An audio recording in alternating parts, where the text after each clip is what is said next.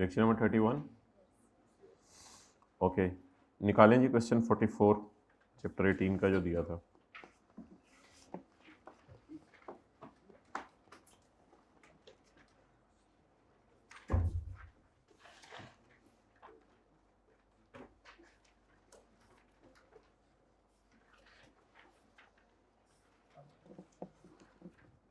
आगे आ जाओ, पहली रो में आ जाओ।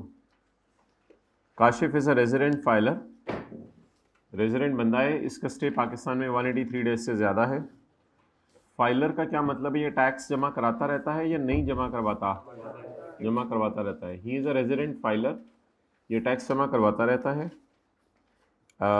ही ओन्स अ सिंगल स्टोरी बंगला इन कराची, कराची के अंदर एक सिंगल स्टोरी बंगला है। सिंगल स्टोरी का मतलब क्या है कि फर्स्ट फ्लोर है इसका सिर्फ? नहीं, ग्राउंड फ्लोर है सिर्फ। माशाल्लाह जी सर। सिंगल स्टोरी बंगला, डबल स्टोरी हो तो फिर ग्राउंड फ्लोर भी होता है, फर्स्ट फ्लोर भी होता है। सिंगल स्टोरी का मतलब है कि सिर्फ ग्राउंड फ्लोर है, इंक्लूडिंग अ बेसमेंट। हाँ, एक बेसमेंट भी है इसके साथ।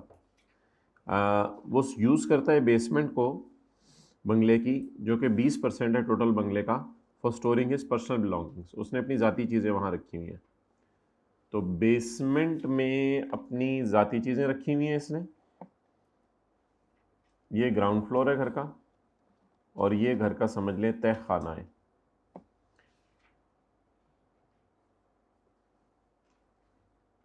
ये लामा इकबाल के मज़ार से यहाँ से इसने रास्ता निकाला हुआ है, ये इसकी बेसमेंट को जाता है। अस्तगफिरुल्लाह। अच्छा जी, तो ऑन यकम अक्टूबर 2019, यकम अक्टूबर 2019 को हमारा साल ख़त्म होने से कितने महीने पहले? नहीं, बहुत पुरानी बात है। कितने लोगों ने ये सवाल देखा देखा लग रहा है? हाथ खड़ा करें ज़रा। देखा देखा लग रहा है? कितने लोग अभी देख रहे हैं? ये देख लो, होमवर्क ही पे यार, अजीब लोग हैं। अच्छा, क्या मिल ही नहीं रहा था? पेज नंबर नहीं लिखा हुआ था? पेज नंबर लिखा हुआ था? हद हो गई, बुक पुरानी है। He rented out his bungalow excluding the basement portion to Ahmed under a 3 year rent agreement. कितने साल का एग्रीमेंट है? 3 साल का। Other details of rent agreement are as follows. अच्छा, ये ज़रा मुझे बताएं कि अगर यकम अक्टूबर 19 को मैं किसी को घर किराए पे दूं 3 साल के लिए, तो ये किराया कब ख़त्म होगा? यानी सॉरी, घर किस वक्त खाली करा लिया जाएगा उससे? नहीं नहीं, टैक्स ईयर तो ना गिने, बस अभी तो सिंपल गिन के बताएं। 20, 21 और तो बज़ाहिर हमारे साल में 3 महीने तक ये किराएदार रहेगा। सही है, हमारे साल में 3 महीने तक किराएदार रहेगा। चीज़ें बड़ी सिंपल सिंपल सी होती हैं, बस अटेंटिवली सुने, समझ आ जाएगी। Other details are as follows. महीने का किराया उससे 3 लाख एग्री हुआ है। नॉन एडजस्टेबल सिक्योरिटी डिपॉजिट, ये कब दिया होगा उसने? मुझे रिसीव कब हुआ होगा? ऑन यकम अक्टूबर 19। और रिफंड कब हुआ वो देखते हैं फिर क्या हुआ। मुझे रिसीव हुआ होगा यकम अक्टूबर 19 को, being an owner of building. Monthly security charges, ये क्या है? सिक्योरिटी गार्ड की तनख्वाह है जो मालिक दे रहा है या कुछ और है? सिक्योरिटी गार्ड की सहूलत दी हुई है, उस बदले में मुझे इतने पैसे मिल रहे हैं। तो ये तीनों रिसीट्स हैं या पेमेंट्स हैं? He rented out is bungalow, other details of rent agreement are given below. Monthly rent इतना आ रहा है, non adjustable, monthly security charges.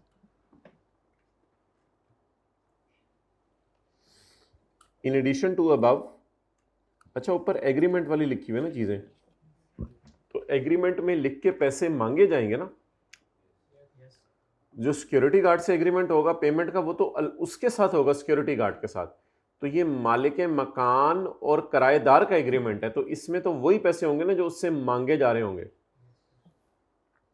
In addition to above, Kashif also provided Ahmed with backup electricity from generator during load shedding at a fix monthly charge of 50,000। तो उसने एक generator की सहूलत भी उसको दी हुई है, जिसका महीने का किराया 50,000 रुपये है।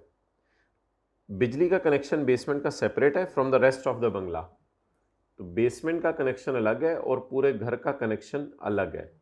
इसका मतलब है कि ये जो जनरेटर, अच्छा, in addition to above Kashif provides Ahmed with backup generator during load shedding at a fixed monthly charge of 50,000। ये जनरेटर का खर्चा है या उस किराएदार से हम जनरेटर की सहूलत मुहैया करने के बदले पैसे ले रहे हैं? पैसे ले रहे हैं। ये जनरेटर का किराया नहीं है, जनरेटर का खर्चा नहीं है। अच्छा, लेकिन एक बात जरा ध्यान रखिएगा, कहते हैं जनरेटर सिर्फ ग्राउंड फ्लोर को बिजली मुहैया कर रहा है, इसका बिजली का कनेक्शन अलग है। आगे चलें। असल में ना एक लाइन उसने शुरू में लिखी हुई है कि 20% बंगले का बेसमेंट है, यानी 20% हिस्सा जो है, अगर ये 80% हिस्सा है तो ये 20% हिस्सा है। ओके, 29 सितंबर 2022, 29 सितंबर 2022 हमें शुरू में ही पता चल गया हमारा द रेंट एग्रीमेंट कंक्लूडेड। हमें तो ऑलरेडी पता था ये रेंट एग्रीमेंट कंक्लूड हो गया and Kashif agreed to sell the bungalow to Ahmed. और किराएदार को इस बंगले से इतनी मोहब्बत हो गई कि कहता है मैं किराया देना बंद कर रहा हूं क्योंकि मुआहदा खत्म हो गया और अब मैं इस बंगले को खरीदना चाहता हूं। 5 मरले के घर के बाहर भी लिखा होता है ना आजकल कोठी। तो अच्छा, the non adjustable security deposit was retained as down payment for the purchase. हाथ खड़ा करके बताएं इसका मतलब कोई। जी आप बताएं। अब बता लेने देना उनको। फोरफिटेड बिल्कुल गलत लफ्ज बोला है, तो बोला ही नहीं जी। एक वन बाय वन जब बारी। अब नॉन एडजस्टेबल जो उनसे लिया था वो, जी बिल्कुल, जो किराएदार ने 3 साल पहले सेक्शन 16 वाले पैसे दिए थे 35 लाख, सेक्शन 16 वाले पैसे है ना ये 35 लाख नॉन एडजस्टेबल अमाउंट, वो 35 लाख मैंने रिसीव किए थे 1 अक्टूबर 19 को और वापस करने थे 30 सितंबर 22 को।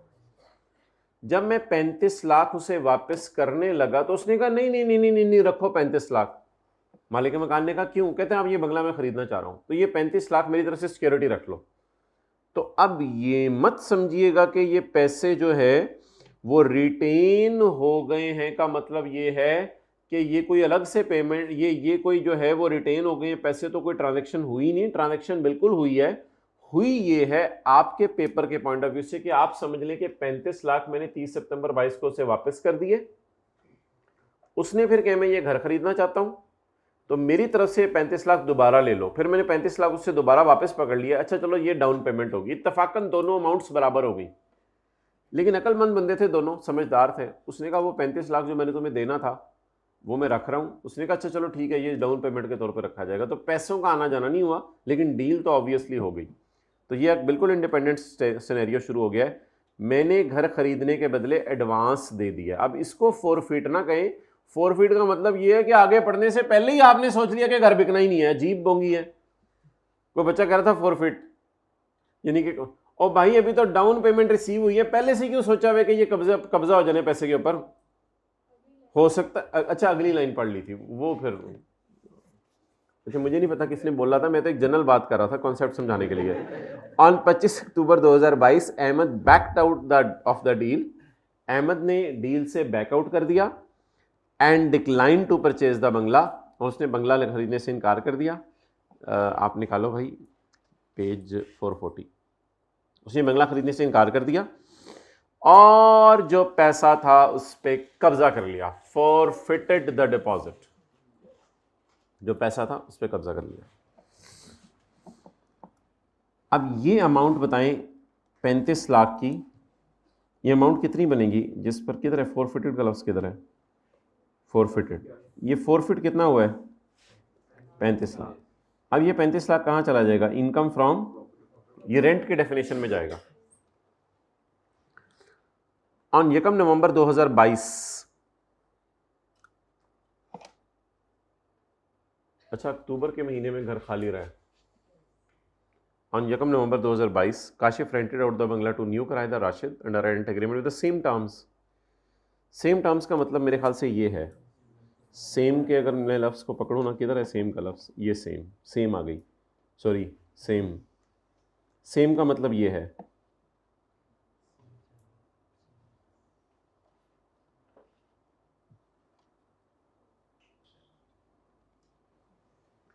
नए किराएदार को कहा है कि तुमसे 3 लाख किराया लेंगे, तुमसे 35 लाख रुपए नॉन एडजस्टेबल सिक्योरिटी लेंगे, तुमसे 40,000 रुपया सिक्योरिटी गार्ड की सहूलत का लेंगे, और तुमसे 50,000 रुपया जो है वो जनरेटर का लेंगे। सेम का मतलब ये है कि चारों चीज़ें अब सेम है।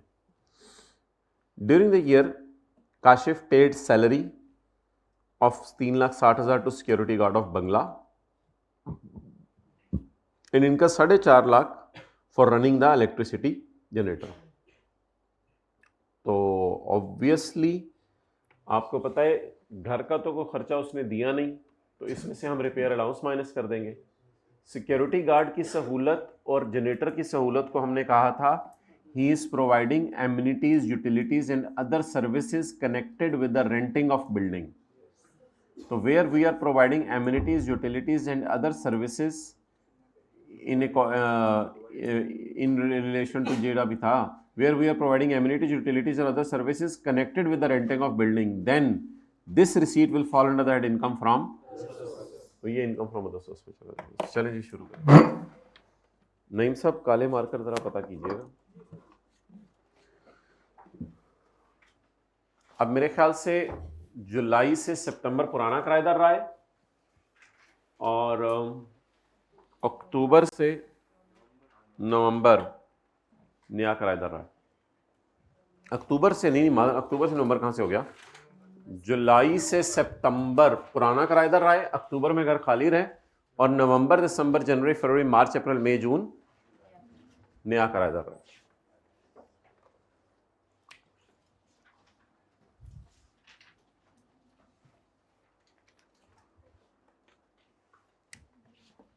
Income from property, gross rent,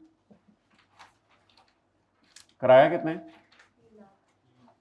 पुराने किराएदार का 3 महीने, और नए किराएदार का 8 महीने। अलग अलग लाइन भी डाल सकते हैं जी।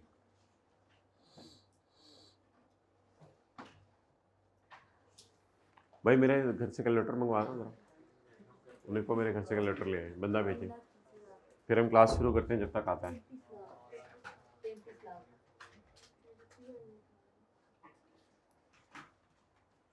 ओके, आप कराची से आए हो, फिर इतनी देर क्यों हो गई। Next, non adjustable amount, section 16 का 3 किसी को याद है। सेक्शन 16 का 3, जा आ, जब पुराना जा रहा था और नया, तो where new advance is received then new advance less that portion of old advance that is already taxed, इनको डिडक्ट किया जाएगा एंड इसको डिवाइड किया जाएगा 10 पे, यानी कि in this year and next 9 years in equal proportion, it will be chargeable under that income from property. अच्छा, अब मुझे ये बताएं कि हमारा साल कौन सा है, नीचे जाके देख के बताएं। 2023। 2023 में नए बंदे से 35 लाख आया। कैसे पता चला नए बंदे से 35 लाख आया, नीचे लिखा हुआ है नए बंदे से 35 लाख आ रहे हैं, सेम टर्म्स, तो नए बंदे से 35 लाख आ रहा है। अब पुराने का कितना इनकम में जा चुका है, इसके लिए कोई ज्यादा कैलकुलेशंस की जरूरत नहीं, सारे इधर देखें। 30 जून 20 में गया होगा एक दफा,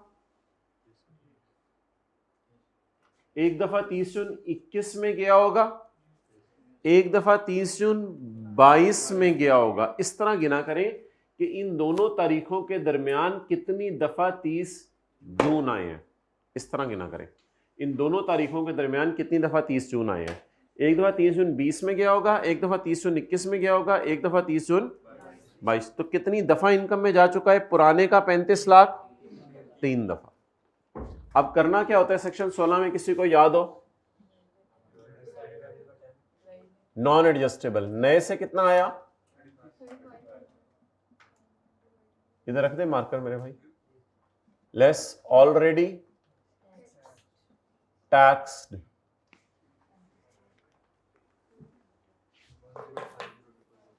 35 लाख का कितना पोर्शन इनकम में जा चुका है?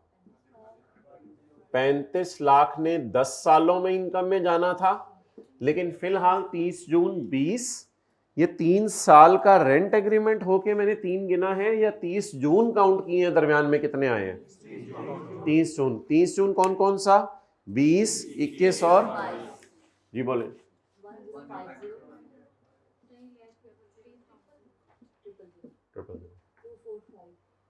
24, चलिए नोट करें यहां तक।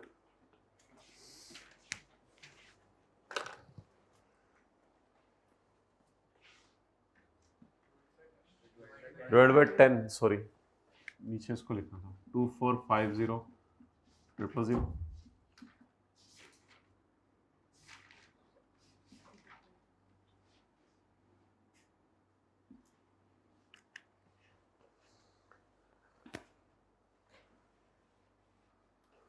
वो अच्छे बच्चे फिजिकल और हाइब्रिड वाले घरों में जो ये लेक्चर ले रहे हैं, खड़े हो जाएं, जिनके बारे में मैं इस वक्त ये सोच रहा हूँ कि शायद वो भी बैठे होते क्लास में, और मुझे उम्मीद थी कि वो आए होते लेकिन नहीं आए हुए। वो लोग ज़रा खड़े हो जाएं घरों में। अब ये जो लोग घरों में खड़े हुए हैं, इन्होंने कल भी क्लास में हाथ खड़े करना है ताकि मुझे पता चले आपके बारे में। ये कौन लोग हैं जो नहीं आए हुए? ये वो लोग हैं जो नहीं आए हुए और इनके बारे में मेरी सोच थी कि इनको आना चाहिए था, फिर भी नहीं आए। तो ये कौन कौन होंगे, सोचे ज़रा। चलें आगे।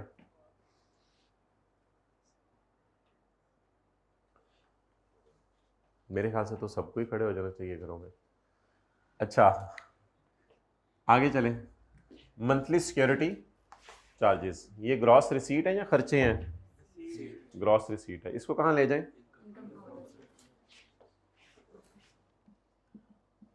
Income from other source. हाँ जी बोले। क्या, किस चीज़ की gross receipt? Gross receipt for providing security. Secure feel नहीं करेगा सिक्योरिटी गार्ड के आने से? वो करेगा सिक्योर फील करेगा सिक्योरिटी गार्ड के आने से?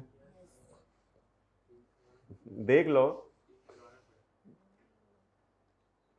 सिक्योर फील करेगा सिक्योरिटी गार्ड के आने से? अच्छा चलिए, इस पे कभी टाइम निकाल के बात करेंगे, याद कराइएगा। ग्रॉस रिसीट फॉर प्रोवाइडिंग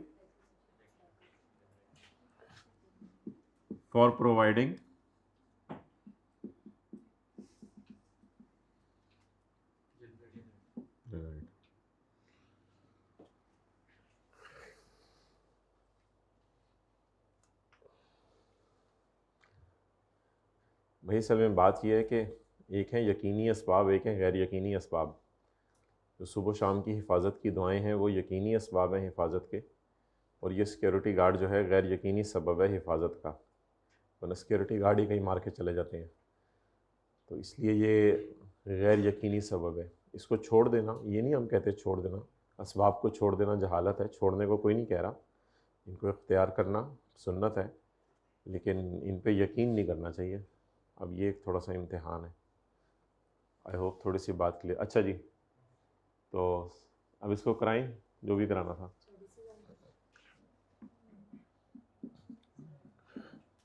अब ना ज़रा ध्यान से, पुराना अलग अलग कर लें, अलग अलग करें।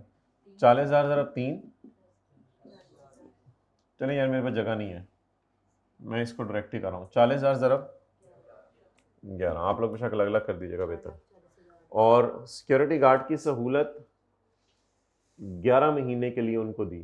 3 महीने के लिए सहूलत पुराने किराएदार को और 8 महीने के लिए सहूलत नए किराएदार को। 50,000 है। 50,000 ज़रब 11 जी। और ऊपर वाला और नीचे वाला और साइड वाला और कुछ?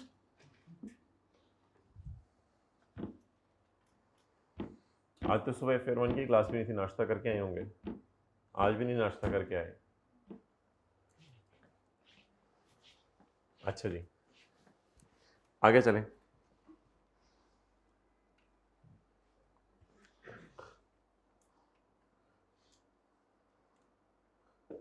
यहाँ तक हो गया है मैं भाई, 50,000 तक हो गया है मैं डियर, 50,000 तक हो गया है।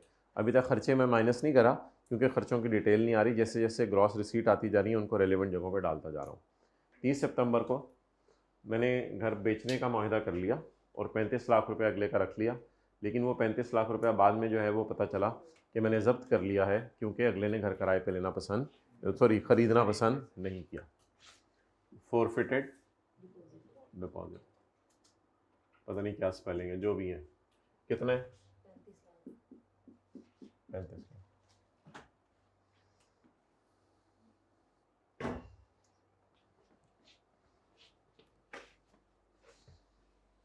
ले आओ इधर।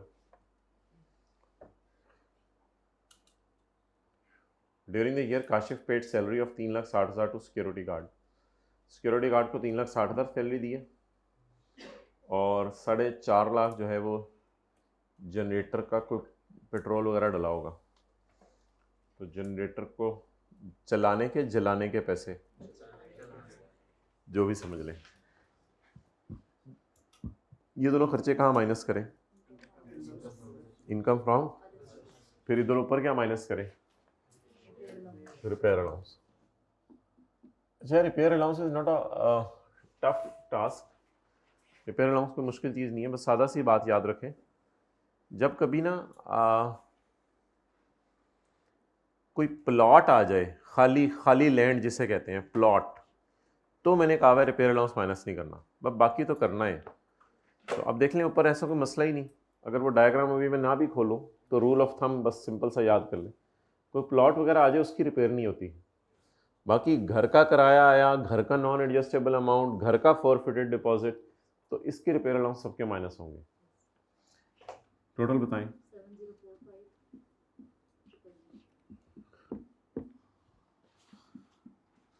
लेस रिपेयर अलाउंस, जी बोले।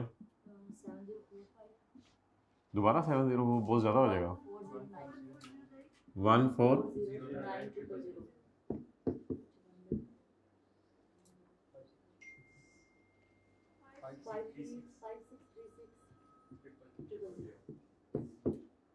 563600।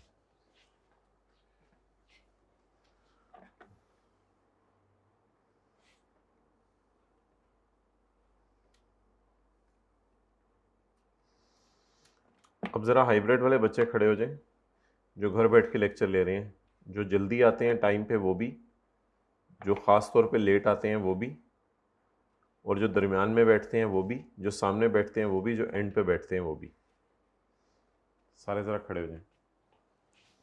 माने बात ना, क्या कर रहे हैं अभी तक खड़े नहीं हुए? प्लीज़ जल्दी करें, खड़े हो, शर्म नहीं आती? ठीक है, इंशाल्लाह 1 मिनट तक बैठ जा रहे हैं आप लोगों ने। आप लोग इधर टोटल कराएं मुझे इतनी देर में। 9 लाख। चलें बैठ जाएं, खैर है, बैठ जाएं बैठ जाएं बैठ जाएं बैठ जाएं, आप भी भाई जल्दी जल्दी बैठें बैठें। ओके, अब मोहतरम इसमें से हमने माइनस करने हैं खर्चे।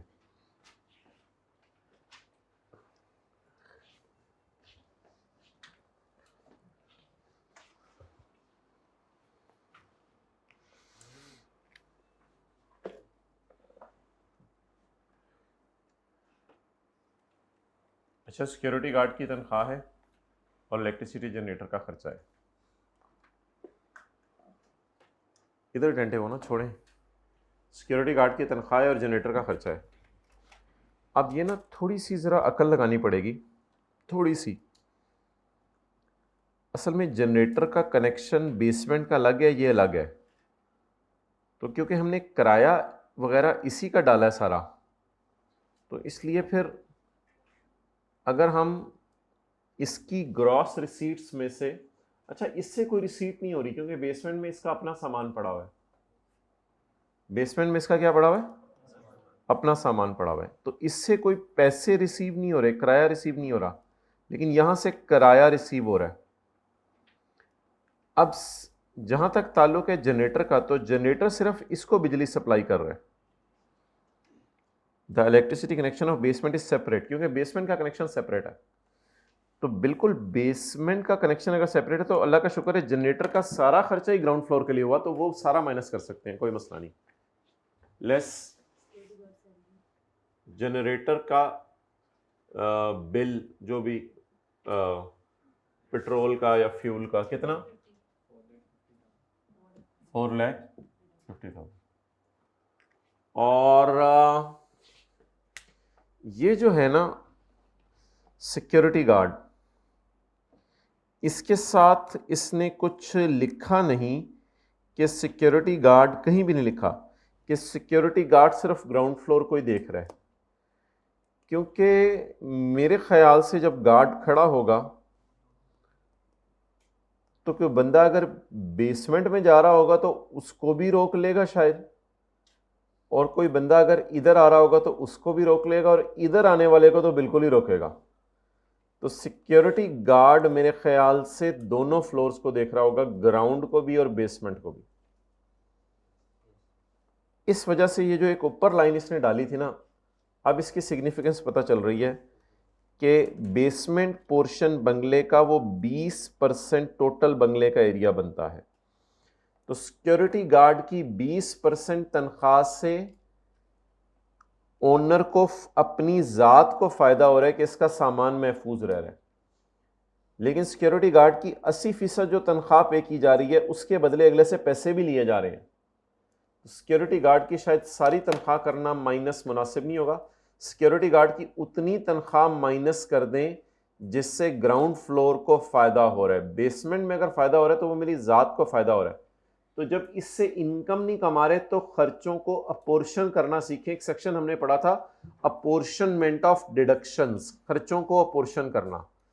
तो खर्चा 80% इसके लिए हुआ है और 20% इसके लिए हुआ है, क्योंकि यहां से मैं कोई इनकम नहीं कमा रहा तो यहां खर्चे भी माइनस नहीं करने, जिसको हमने कहा था उसमें अपोर्शनमेंट एक्सपेंडिचर में हमने लफ्ज पढ़ा था the expenses incurred for deriving income under a head of income and for personal purpose. ये दो लाइनें पढ़ी थी कि the expenses incurred for deriving income from property and for other purpose, the expense shall be apportioned on any reasonable basis considering the relative nature and size of the activity. ये ताज़ा chapter 4 कल में नजर से मार होगा। तो ये चैप्टर 4 के अंदर हमने पढ़ा था कि वेयर एक्सपेंडिचर डिडक्शन और allowance relates to derivation of income under a head of income and for some other purpose, the kharcha shall be apportioned on any reasonable basis considering the relative nature and size of activity। Activity की nature और size देख के तकरीबन इसी तरह कुछ लिखा होता ना चैप्टर 4 के अंदर, ठीक है, मेरा भी पेपर हो। तो इस वजह से आपने सिर्फ 20% खर्चे को डेड करना है और 80% खर्चे को माइनस करना है ऊपर। और अगर उसने ये लिखा होता कि इलेक्ट्रिसिटी भी दोनों को सप्लाई हो रही है तो फिर जनरेटर का बिल भी दोनों में पोर्शन करते हैं। लेस सिक्योरिटी गार्ड की तरह इंटू 80%, 288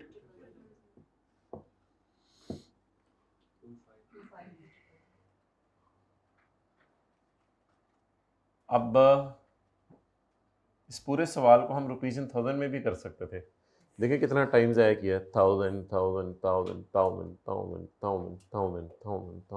ये अगर सिफर आप गिने तो मेरे ख्याल से कोई 50-60 सिफर बन जाने हैं। ये 50-60 सिफर की जगह ऊपर 3 सिफर लगा देते तो काम सारा हो जाना था आसान। चलें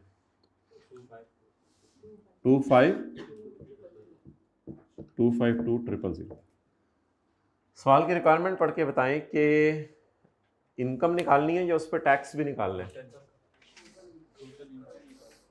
बस टोटल इनकम निकालनी है under appropriate heads of income.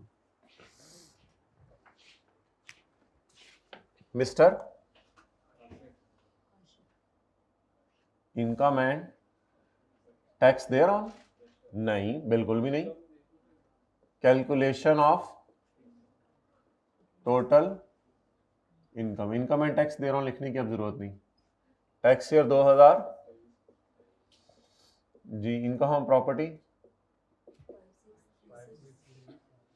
चलो यार इधर तो टाइम सेव कर ले रशीद, जान दे यार, छाड़ यार। 5636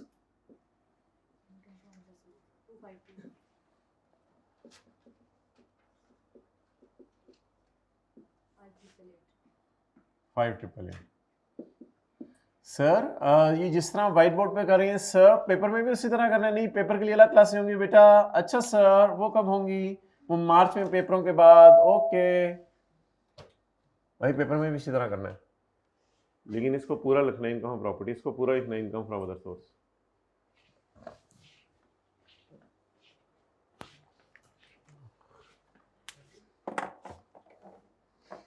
प्लीज़ ये सवाल ना पूछा करें कि पेपर में कैसे सवाल आते हैं। ये जो चैप्टर के एंड पे सवाल है, मैंने खाला जी के घर से नहीं उठा के डाले हुए, ये पेपरों के सवाल हैं। अभी थोड़ा सिलेबस ऑनलाइन वाला खुलने तो दो, फिर आगे जाके चीज़ें पता चलेंगी। अभी इतने एडवांस में आप लोग सवाल पूछ रहे हैं। हाँ जी बोलें।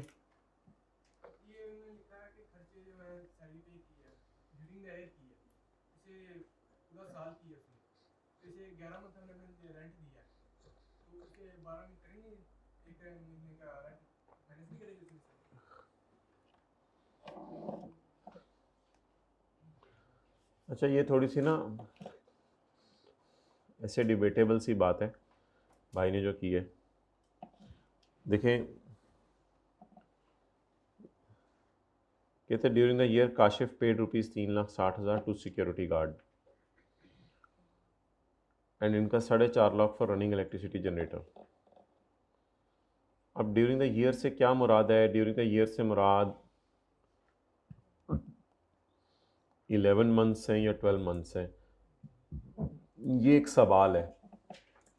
इसमें फिर बहस हो सकती है कि ये जो 4.5 लाख ड्यूरिंग 12 मंथ्स नहीं लिखा उसने, पहली तो बात है ये उसने नहीं इतना क्लियर नहीं किया, ड्यूरिंग द ईयर लिखा है। तो मेरे ख्याल से इसमें सेफली एज्यूम करना बेहतर है कि 11 महीने ही की उसने फिगर्स दी हैं। ड्यूरिंग द ईयर का मतलब है इस साल के दौरान। एनुअल का लफ्ज़ नहीं लिखा हुआ, हिज एनुअल सैलरीज इतने, अगर वो लिखा होता फिर कुछ और बात होती। उसने लिखा है इस साल के दौरान।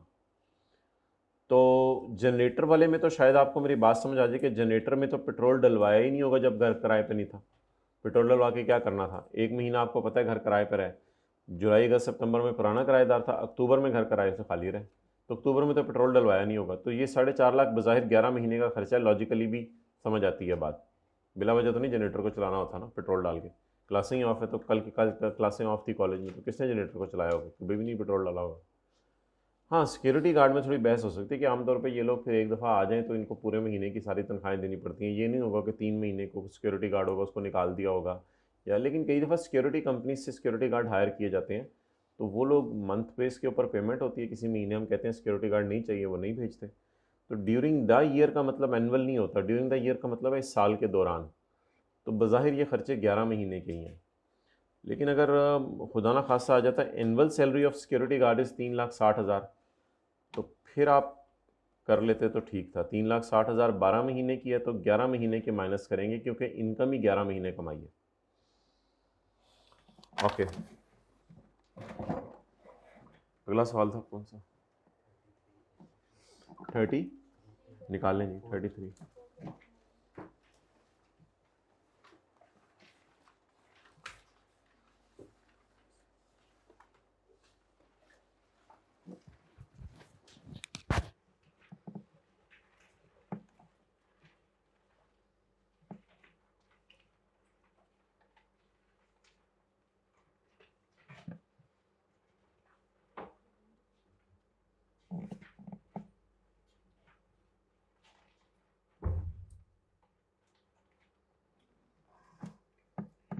थर्टी थ्री का ए।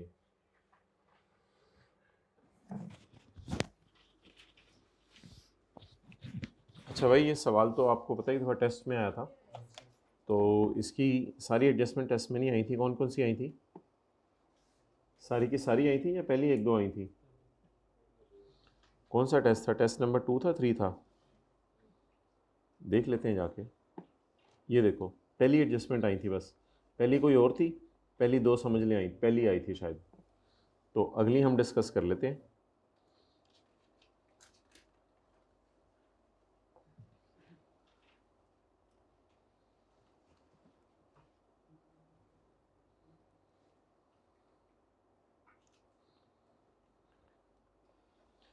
Farheen is a resident foreign and has provided following information related to tax year 2020। अब पहली वाली एडजस्टमेंट मैं नहीं कर रहा क्योंकि वो एक दफ़ा क्लास में डिस्कस होगी भी है। She owns a residential plot in Karachi, उसके पास एक प्लॉट है कराची में। ऑन यकम मार्च, कल वाले टेस्ट के लिए रेडी है इंशाल्लाह। क्या टाइम है एमसीक्यू उसका रात का 9:30 नहीं 9 बजे है। She owns a residential plot in Karachi on यकम मार्च 2020, ऑनलाइन वाले भी। ऑन यकम मार्च 2020 को she decided to sell the plot to Mehreen for 22 lakh और उसने 1,76,000 एडवांस पकड़ा दिया। यकम जून को she forfeited the deposit on refusal of Mehreen to purchase the plot, तो उसने उसके पैसे पे कब्जा कर लिया। घर खरीदने का इरादा किसका था? महरीन का। और ये खुद कौन है? फरहीन। तो ऑब्वियसली महरीन आई, महरीन ने कहा ये घर मैं नहीं लेना चाहती, तो उसने कहा मैं तुम्हारे 1,76,000 पे कब्जा कर लूँगी। तो महरीन ने भी कोशिश की उसके बाल बुल खींचने खूंचने की, और ये वो थोड़ी सी हल्की फुल्की धींगा मुश्ती हुई, कोई नाखून नुखून उसने दिखाए उसको, ये किया, लेकिन उसने कहा तू जो मर्जी कर ले, 1,76,000 तुझे नहीं दूंगी मैं। तो 1,76,000 उसने कब्जा कर लिया। 22 लाख का कुछ नहीं करना। No, 1,76,000 will go to income from property. 1,76,000 कहाँ चला जाएगा? इनकम फ्रॉम प्रॉपर्टी में। तो well I am not solving this whole question for you people because you are the real guys, you can do it yourself. तो अब working में इसके अलावा भी कोई इनकम ऑफ प्रॉपर्टी होगी, मुझे क्या पता, तो शायद इसके अलावा भी कोई इनकम ऑफ प्रॉपर्टी थी, लेकिन ये मैं थोड़ा सा ऐसे नीचे जगह छोड़ के, ये कौन सी इनकम ऑफ प्रॉपर्टी है? Forfeited deposit in respect of plot. बोलें ज़रा। 176,000। अब हम पिछले सवाल से डसे जा चुके हैं, इसलिए अब हम रुपीज़ इन थाउजेंड में सॉल्व कर रहे हैं। पेपर में यहाँ लिखाएंगे रुपीज़ इन थाउजेंड। अच्छा, नोट करने की ज़रूरत नहीं, कोई चीज़ ऐसी हुई तो बता दीजिएगा।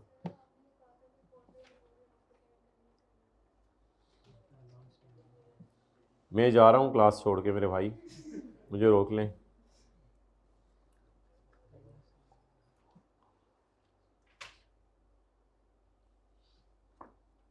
रेंट की डेफिनेशन में था forfeited deposit for the sale of land और बिल्डिंग। तो लैंड या बिल्डिंग का अगर फॉरफिटेड डिपॉजिट आए तो वो रेंट में आएगा। हाँ, अगर कोई नॉन एडजस्टेबल एडवांस आ जाए तो वो सिर्फ बिल्डिंग का है, उसमें लैंड शामिल नहीं है। ये मैंने कहा था। ऑब्वियसली इंसान है, भूल जाता है। समझ आ गई? को किसने बोला था? सवाल किसका था? ठीक है, ओके। तो रिपेयर अलाउंस की तो डिस्कशन अलग है। वो ये है कि प्लॉट वाली चीज़ों का रिपेयर अलाउंस माइनस बाकी चीज़ों का रिपेयर अलाउंस माइनस, ये लिखा है। बस इन दोनों चीज़ों को मिक्स ना करें, बात सिंपल सी दिखा दी है। फॉरफिटेड डिपॉजिट लैंड का भी आता है और नॉन एडजस्टेड फॉरफिटेड डिपॉजिट होता है बेचना था, बेचने का मुआहदा हो गया, बाद में डील कैंसिल हो गई, एडवांस पे कब्जा कर लिया। नॉन एडजस्टेबल एडवांस ये होता है कि कोई घर किराए पे दिया या कोई प्लॉट किराए पे दिया और दे के उसके बदले कोई पैसे आज ले लिए कि काफ़ी अरसे बाद उसको वापस करना है। तो इन दोनों में फ़र्क है। तो अगली एडजस्टमेंट पड़ेगी। रिपेयर अलाउंस का तो बस सिंपल रूल याद रखें, डायग्राम एक बनवाई भी है, लेकिन उस डायग्राम को छोड़ें। सादा सी बात, बस अगर प्लॉट का कोई भी रिपेयर अलाउंस है तो उसको माइनस, बाकी रिपेयर अलाउंस माइनस करना है। जी क्लियर आपको? अच्छा। ऑन यकम December she acquired a furnished office on monthly rent of 5,000। उसने कई साल पहले एक ऑफिस लिया था किराए के ऊपर फॉर हर ओन यूज़, कि उस ऑफिस के अंदर बैठेगी, बैठ के अब पता नहीं मक्खियाँ मारेगी, क्या करेगी, वो उसकी मर्जी। And had paid a non refundable amount of 20 lakh to पुराना किराएदार फॉर वेकेटिंग द ऑफिस। पुराना किराएदार छोड़ नहीं रहा था उसको, तो उसने पुराने किराएदार को गाड़ी में ले गई थी और ब्रीफ केस से 20 लाख निकाल के उसने दे दिए। तो ये उसने पुराने किराएदार को 20 लाख दिए थे कब्जा छुड़वाने के, 2017 में। बहुत पुरानी बात है ये। 2017 कौन सा साल बनता है? Tax year 2018। टैक्स ईयर 2018 में उसने पुराने किराएदार से कब्जा छुड़वाया था। अब ये जो कब्जा छुड़वाना है, ये बिल्कुल उसी तरह है जैसे क्लास में लेट आना। क्या? हाँ, कितने बजे निकले थे सुबह? 9 बजे निकले थे मुल्तान से, 9 बजे निकले थे। 1 मिनट, मुल्तान, ठीक है, अब्दुल हकीम से निकले थे। तो वो अगर आप 8 बजे कर लेते तो for further details you can contact me after class. तो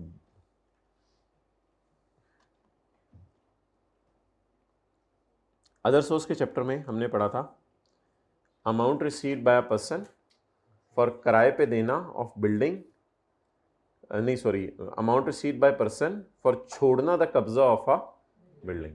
तो कब्जा छुड़वाने के जो पैसे आएंगे वो इनकम फ्रॉम अदर सोर्स में जाएंगे। तो during the year she received an offer of 24 lakh from Shahroz. Shahroz आया, शहरोज ने ऐसे ब्रीफ के साथ में पकड़ा हुआ था, ये पकड़ाना मेरा माशाल्लाह बैग बहुत खूबसूरत लग रहा है। तो शहरोज ने ऐसे ब्रीफ के साथ में पकड़ा हुआ था, उल्टा करके पकड़ो। शहरोज ने ऐसे ब्रीफ के साथ में पकड़ा हुआ था, ने कहा था मेरीन मेरीन मेरीन है फरीन है, एक तो बाजियाँ मिक्स हो रही हैं सारी। तो उसने कहा था फरीन फरीन इसके अंदर 24 लाख है, फरीन फरीन इसके अंदर 24 लाख है। फरीन को एकदम याद आया कि इसने भी ज़िंदगी में किसी को इसी तरह 20 लाख दिखाया था। ज़ाहिर बात है जब 2017 में इसने अपने लिए ये ऑफिस किराए पे लेना था तो इसने उसको 20 लाख दिखाया था। तो इसने शहरोज़ को कहा कि ठीक है मैं बैग खोल के चेक करती हूँ। उसने ऑफ़र की 24 लाख की टू वेकेट दिस ऑफिस, कि खुदा के लिए इस ऑफिस को छोड़ दो, अब तुम इसकी पुरानी किराएदार बन गई हो, इसकी पुरानीस्ट किराएदार जा चुकी हुई है, अब मैं इसका नया किराएदार बनना चाहता हूँ, विच शी एक्सेप्टेड। 24 लाख देख के, वैसे भी वो 2017 से कुछ करना चाह रही थी, ऑफिस में बैठ के बेचारी कर नहीं सकी थी। तो अब सवाल में तो यही लग रहा है ना, 2017 से लेके अभी तक ऑफिस में उसने क्या किया, उसने तो उसने बताया नहीं, कोई बिजनेस शुरू किया क्या किया, ठीक है। तो which he accepted and received the amount on यकम मार्च 2020। तो 24 लाख रुपए वाला बैग फरहीन ने रिसीव कर लिया, लेकिन फरहीन ने 20 लाख रुपए किसी को दिया भी तो था ना। तो any amount received by Farheen as consideration for vacating the qabza of building as reduced by any amount paid by Farheen to acquire the possession of building shall be chargeable and other income from other source.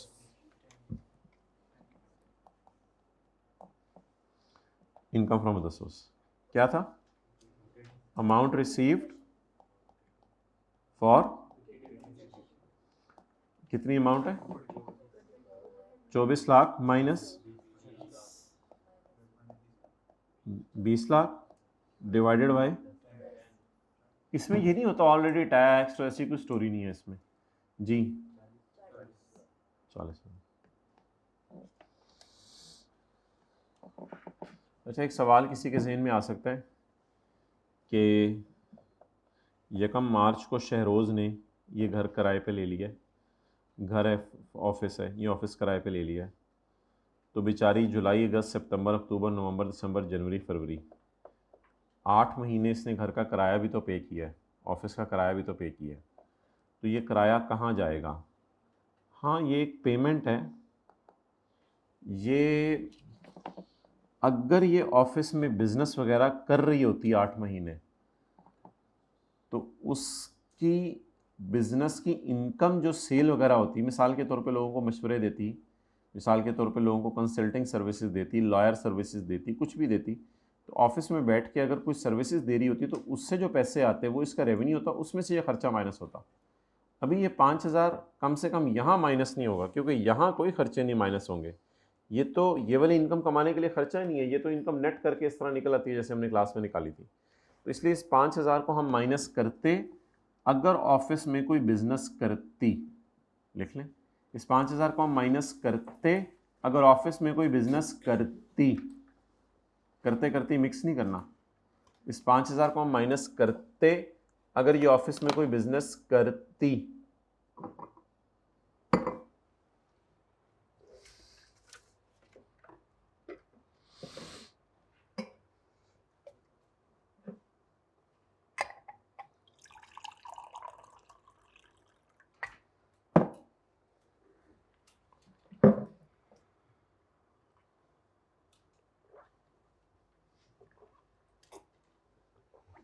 इसको फिर ignore कर दो। बिला वजह तो नहीं खर्चे minus हो सकते ना, कहाँ से करें। साल ख़त्म होने से 9 महीने पहले उसको एक फैक्ट्री मिली है प्लांट एंड मशीनरी के साथ अपने अब्बू की तरफ से विरासत के तौर पे, एंड लेट इट आउट, और इसको इसने किराए पे दे दिया है 1 दिसंबर से। 7 महीने किराए पे चढ़ाए रखा है। तो आपको पता है बिल्डिंग का प्लांट एंड मशीनरी के साथ किराए पे जाना इनकम फ्रॉम अदर्स। तो rent from land and building along with plant and machinery, land and building and machine जी।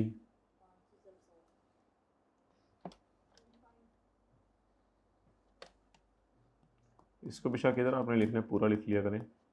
जवाब क्या आ गया? 3500। ऑन 15 नवंबर 2019, साल ख़त्म होने से 7.5 महीने पहले, she received income tax refund of 1,80,000। 2017 का इसको टैक्स रिफंड मिला है। इसमें एडिशनल पेमेंट है डिलेड रिफंड पे, यानी रिफंड शायद 1,50,000 का था, रिफंड शायद 1,50,000 का था, लेकिन बोले बोले बोले एडिशनल पेमेंट कितने की है? 30,000 की। तो अब क्या करेंगे?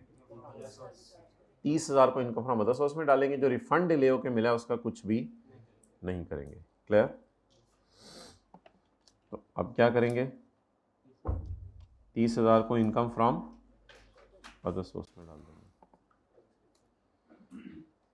टैक्स रिफंड के नाम से।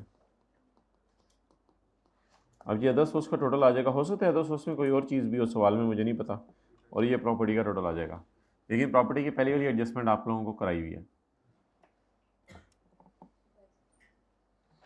अब आप लोग टेस्ट वाला सवाल निकाल लेंगे जो मैं स्क्रीन पे आपके सामने रखता हूँ। भाई अगर वो है ना कोई टीए बैठा हुआ, तो उसे कहो कि कोई लड़का है एक मेरे ख्याल से, उसे कहो टेस्ट 4 का पहला सफ़ा फ़ोटोकॉपी करवा दे। पॉज कर दो वीडियो। अच्छा जी, टेस्ट भाई हो सकता है ये टेस्ट 4 कॉपी अब्दुल्ला राजपूत से ज़रा कहो आपको भेजे, हबीबुल्ला फ़ोटोकॉपियर को भेजे। इसका पहला सफ़ा अगर आप करा के ला दो तो बड़ा ज़बरदस्त होगा।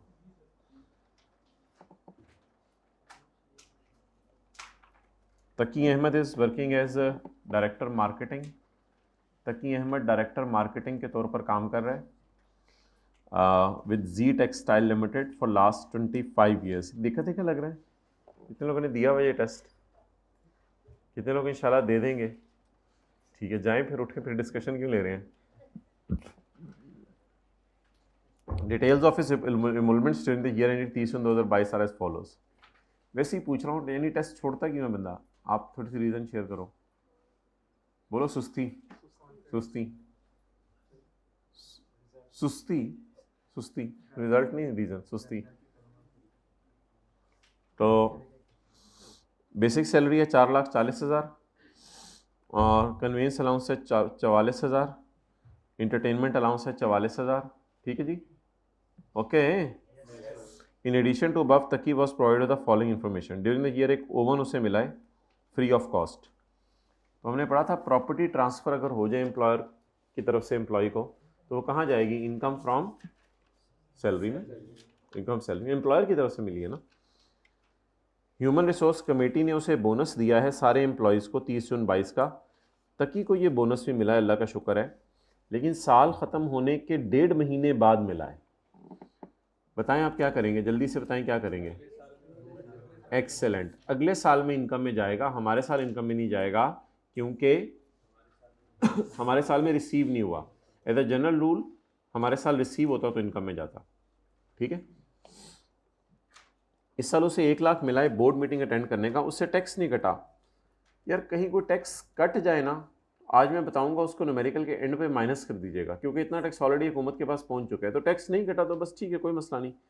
1 लाख उसे बोर्ड मीटिंग के मिले हैं, बोर्ड मीटिंग की फ़ीस। तो फीस वगैरह हमने पढ़ा था, ये भी इनकम फ्रॉम सैलरी में जाएगी। ये देखें पेज नंबर 85 पर हमने पढ़ा था फीस वगैरह will go to income from salary. इसी तरह बोनस भी सैलरी में जाना है। बोनस तो नहीं जाएगा सैलरी में, क्योंकि बोनस इनकम में तो जाता है, लेकिन जब मिलती है तो मिला ही अगले साल, लेकिन फीस ज़रूर सैलरी में लेके जाएंगे क्योंकि इसी साल मिल गई। टैक्स काटा था एम्प्लॉयर ने उसकी सैलरी से 20 लाख। एक हमने लास्ट क्लास में कॉन्सेप्ट किया था, वो ये था कि एम्प्लॉयर ने उसका टैक्स जमा करवा दिया। उसका चौथा सवाल कितने लोगों ने किया था? एग्जांपल 4 मैंने कहा था कर लीजिएगा। तो एम्प्लॉयर ने उसकी सैलरी से टैक्स काटा था, तो जब एम्प्लॉयर, वो मेरे ख्याल से नोट्स में भी डालना हम भूल गए थे कि वो पढ़ाया आपको। अच्छा, एम्प्लॉयर ने उसकी सैलरी से टैक्स काटा था, तो जब एम्प्लॉयर ने उसकी सैलरी से टैक्स काटा था तो ये कहाँ जमा कराया होगा एम्प्लॉयर ने?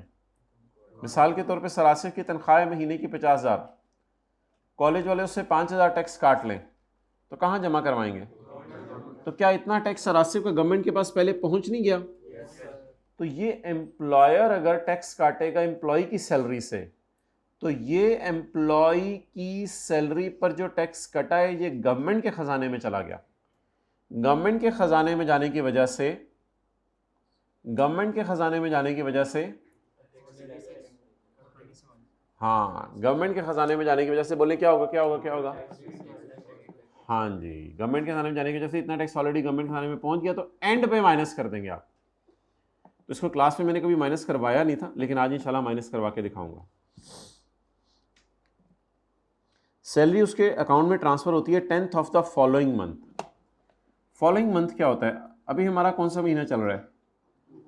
अक्टूबर। तो फॉलोइंग मंथ कौन सा है? अच्छा, अगर एम्प्लॉय नौकरी करे फरवरी में तो फॉलोइंग मंथ, अगर नौकरी करे अप्रैल में, मई। अब हो क्या रहा है कि उसको तनख्वाह मिल रही है 10 तारीख को अगले महीने की। ये मेरा साल है, ये ख़त्म कब हो रहा है ज़रा देख के बताएं। एक दो के पास क्वेश्चन पेपर है, मैंने देखा है, मुझे नज़र आ रहा है 30 जून 22 को। ये शुरू कब हुआ होगा? 1 जुलाई 21 को। जुलाई, अगस्त, सितंबर, अक्टूबर, नवंबर, दिसंबर, जनवरी, फरवरी, मार्च, अप्रैल, मई, जून।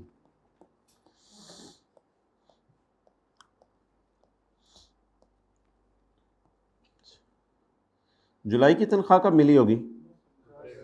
अगर 10 अगस्त। अगस्त की तनख्वाह कब मिली होगी? ये कौन से महीने की तनख्वाह है? फरवरी की। ये कौन से महीने की तनख्वाह है? और जून की कब मिली होगी? 10 जुलाई को। और कुछ रह गया? हाँ, ग्रीन डॉट। ये ग्रीन कलर में क्यों है? ये पिछले साल के जून की तनख्वाह 10 जुलाई को मिली है। समझ आ गई बात की? अच्छा, अब ये डायग्राम बनाने का मकसद नहीं है अगर तनख्वाह सेम रहती है हर साल। फर्ज करें अगर तनख्वाह पिछले साल 60,000 मिल रही थी हर महीने की और इस साल 70,000 मिल रही है, तो हम 70,000 को मल्टीप्लाई करेंगे 11 से, क्योंकि salary is taxed on receipt base, और 60,000 को मल्टीप्लाई करेंगे 1 से। लेकिन अगर एम्प्लॉयर कहते हैं तू मर भी जाए, जितने मर्जी साल नौकरी करे, तेरी तनख्वाह मैंने 70,000 ही रखनी है, जो मर्जी कर ले, तो फिर ये टेंशन नहीं। 70,000 को फिर आप 12 से मल्टीप्लाई करेंगे, डायरेक्ट जवाब भी आ सकता है। लेकिन खुदा ना खास्ता अगर इसकी सैलरी बढ़ या कम हो रही हुई, आमतौर पर बढ़ती है, अगर इसकी सैलरी महंगाई की वजह से एम्प्लॉयर बढ़ा रहा है, तो फिर ये सारी डायग्राम हमारे ज़हन में होनी चाहिए। और हमें 2 बातें बस पता होनी चाहिए, हमारे जून की तनख्वाह हमारे साल में ऐड नहीं होगी, क्योंकि हमने पहले दिन रूल पढ़ा था salary is taxed on received base, तो रिसीव अगले साल हो रही है। और दूसरी बात हमें यह पता होनी चाहिए कि पिछले साल के जून की तनख्वाह हमारे साल 10 जुलाई को मिली होगी। तो 2 बातें, हमारा जून न्यूमेरिकल में आएगा नहीं और पिछला जून न्यूमेरिकल में आएगा। ये बात इंपॉर्टेंट थी। ये सारी डिस्कशन मैंने आपसे की सिर्फ ये वाली लाइन पढ़ के। सैलरी उसको अगले महीने की 10 तारीख को मिलती है। क्या अगर एक बंदे को सैलरी अगले महीने की 10 तारीख को मिलती है और उसने टैक्स नहीं पढ़ा हुआ और वो कहता है ये कॉन्सेप्ट तो सर ने क्लास में नहीं करवाया था, और एक लेमैन है, बिल्कुल सादा बंदा है, उसको ये बताया जाए कि तुम्हें तनख्वाह मिला करेगी अगले महीने की 10 तारीख को, अगर उसने टैक्स नहीं भी पढ़ा हुआ, तो क्या उसको जब 10 जुलाई को तनख्वाह मिलेगी उसे पता चल जाएगा ये पिछले साल जून की है? तो पता नहीं आप लोगों को पेपर में क्यों नहीं पता चला?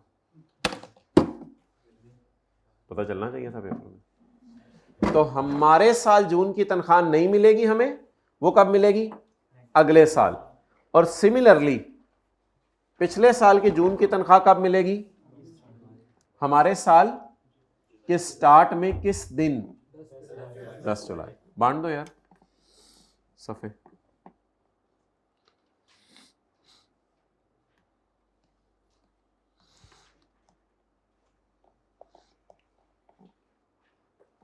अच्छा हो गया जी।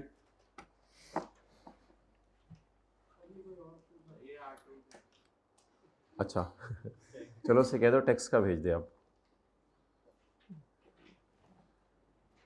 चलिए जी आगे बढ़े।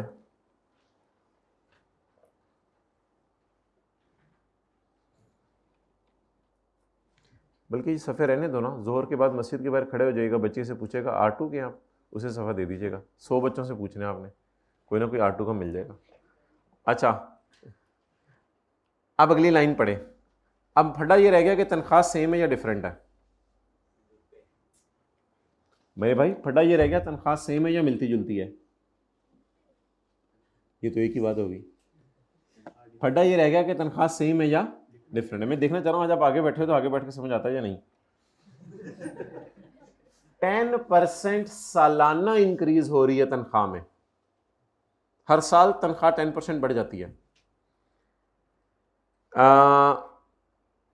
यकम जुलाई से बढ़ती है, इफेक्टिव यकम जुलाई से होती है हर साल। पिछले 3 सालों से ये ट्रेंड चल रहा है अल्हम्दुलिल्लाह। तो फिर इस साल भी तनख्वाह बढ़ी है ऑब्वियसली। तो ये ट्रेंड बता रहा है, इस सवाल से हटके एक मेरे ख्याल से बेसिक चीज़ बता रहा है कि हर साल अल्हम्दुलिल्लाह 10% तनख्वाह बढ़ी है और पिछले 3 सालों से बढ़ी है। और भाई पिछले 6 सालों से भी बढ़ी होती तो यही करना था। 3 तो ऐसे ही उसने लिख दिया, कोई 3 इसलिए नहीं लिखा कि 3 से मल्टीप्लाई करें। अब जैसे सवाल के शुरू में लिखा हुआ था उसने कि 20 साल से 25 साल से यहाँ नौकरी कर रहा है, इससे क्या फ़र्क पड़ता है? इसका मतलब ये तो नहीं कि आपने इनको 25 से मल्टीप्लाई कर देना है। ये ज़रब 12 ज़रब 25 पूरी ज़िंदगी की तनख्वाह डालनी है इस साल इनकम में। तो पिछले 3 सालों से हर साल 10% तनख्वाह बढ़ रही है, तो अल्हम्दुलिल्लाह इस साल भी बढ़ी है। तो ये ट्रेंड चल रहा है, बस ये बता रहा है। अच्छा अब मेरा ये सवाल है कि ये तनख्वाह किस साल की है? 22 के साल की है या 21 के साल की है? तो यार सीधी सी बात है ना, ऐसे मैंने कहा सीधी सादा होती है, घूरने न लग जाया करें। ये तनख्वाह किस साल की है? जो उसने ऊपर बताया हुआ उसकी है, 22 की है। तो 4,40,000 4,40,000 440 440 440 440 440 देखिएगा इस बेचारे का क्या बनना है अभी। 440 440 440 ये 440 इसको कितनी दफा हमारे साल मिला? 11 दफा। और एक 440 एम्प्लॉयर ने कहा 30 जून को ये गया, इसने कहा जून के महीने की तनख्वाह, उसने कहा एग्रीमेंट में पढ़ अगले साल मिलनी है 10 तारीख को। अच्छा अच्छा अच्छा, ये वाला 440 इसको नहीं मिला। अब मसला ये रह गया कि इधर कितनी तनख्वाह मिली, वो मैं ग्रीन से पकड़ता हूं, मैं उसको ग्रीन से पकड़ता हूं और वो मैं देखता हूं 396। अच्छा देखिए हुआ क्या होगा। अगर एक बंदे की तनख्वाह 12,000 होती है किसी एक साल और अगले साल हुकूमत 10% बढ़ाए तो कैसे बढ़ेगी? 12,000 जमा 10% ऑफ, जो छोड़ो इज इक्वल टू 13,200। डन। इसी तरह बढ़ेगी ना। मेरे पिछले साल की तनख्वाह सिक्योरिटी गार्ड कहता है 12,000 थी, इस साल प्रिंसिपल साहब को तरस आया, उन्होंने 10% बढ़ा दी। बेटा आप बताओ मेरी नई तनख्वाह कितनी है? अब आप क्या कहेंगे? नहीं यार मैंने तो नहीं अभी तक पढ़ा ये कॉन्सेप्ट। कैलकुलेटर पकड़ेंगे, पिछली तनख्वाह में 10% डालेंगे और नई तनख्वाह निकाल के बता देंगे 13,200 बनती है। समझ आ गई बात? ये तो मैंने आपके समझने के लिए कॉन्सेप्ट बताया। पिछले साल की तनख्वाह मिसिंग है या हमारे साल की? पिछले साल की। तो मेरे ख्याल से ऐसा करते हैं, पिछले साल की तनख्वाह को लेते हैं एक्स जमा 10% ऑफ एक्स। इसी तरह हुआ होगा ना, पिछले साल की तनख्वाह जमा 10% ऑफ पिछले साल की तनख्वाह इज इक्वल टू हमारे साल की तनख्वाह। इससे कोई डिसएग्री करा तो बता दे। यही है। अब x इज इक्वल टू बता दें कितना आ रहा है? 396 को छोड़े, आप लोग कराएं कैलकुलेटर जिन्होंने यूज किया है। Well done, 400,000।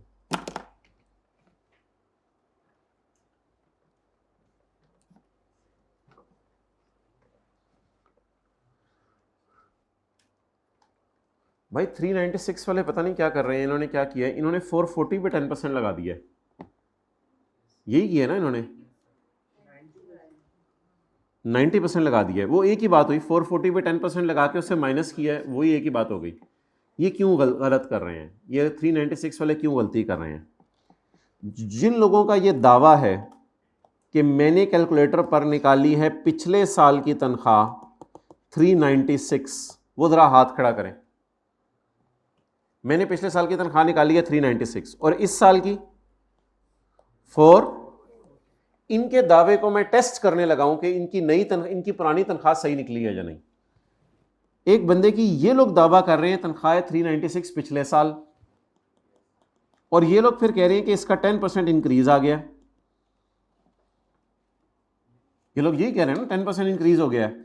जिस तरह ये चले हैं मैं उस तरह अब सीधे तरीके से चल के चेक कर रहा हूं कि इन्होंने जवाब सही दिया या नहीं। बताएं क्या जवाब आ रहा है? 430 5 इन लोगों ने निकाली है पिछले साल की तनख्वाह 396। फिर मैंने इनको कहा कि इसमें 10% डाल के देखो कि जो हमारी तनख्वाह बन रही है वो 440 ही बननी चाहिए। इन्होंने कहा बननी तो चाहिए लेकिन बन नहीं रही। इसका मतलब है इन्होंने कोई ब्लंडर मारा है। भाई ये नहीं होता कि जो इस साल की तनख्वाह हो उसमें से 10% माइनस करके पिछले की निकाली जाए, बल्कि प्रैक्टिकली सोचें होता क्या होगा, जो पिछले की तनख्वाह है उसमें 10% डालकर आप आगे जाते हैं। इस तरह नहीं होता कि फ्यूचर की तनख्वाह हवाई फिगर होती है, वो सोच के उसमें से 10% माइनस कर दे।